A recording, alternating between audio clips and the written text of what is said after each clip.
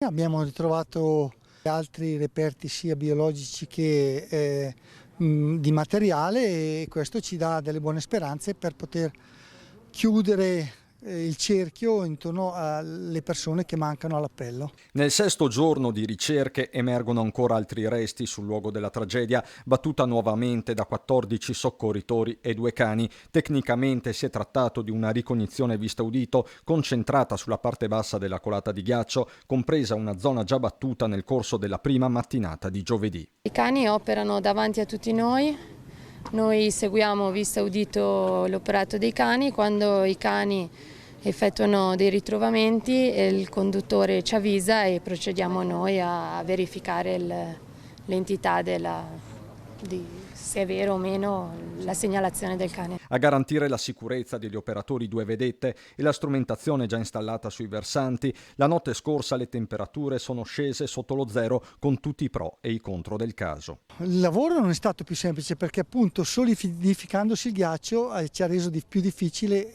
recuperare questi reperti.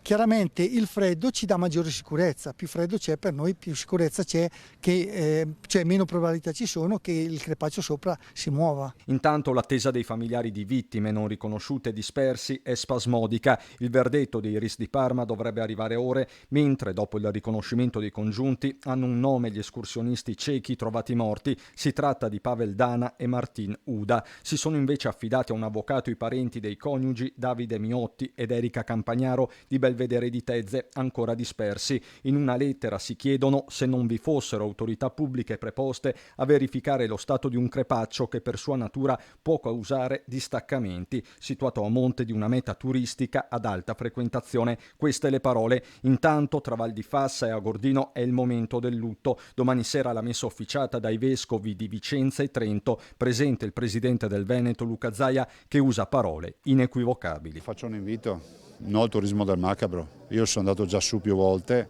e devo dire che non ha nessun senso andare lì a fotografare, addirittura trovare escursionisti che cercano di bypassare le transenne. Vi dico anche che ho chiesto al sindaco di Canazei di mettere le multe, di mettere le cifre e di metterle al massimo. Non a caso interdire ora l'area della tragedia è una delle priorità di Veneto e Trentino. È inevitabile, a me sembra il minimo chiudere quella zona per un fatto di ricerche, di sicurezza, ma me lo lasci dire prima di tutto di rispetto. Non esiste che si vada a camminare sopra a un teatro di una tragedia come questa, soprattutto in questa fase.